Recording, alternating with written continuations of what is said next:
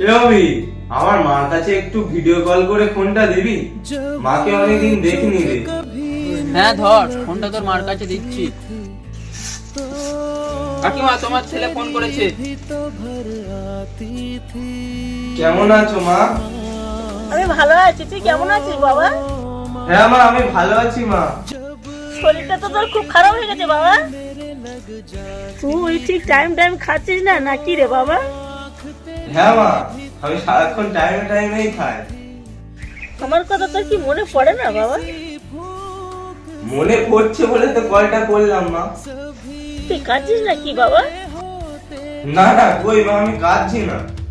आज भी कोई चोट लगेगा, याद भी हो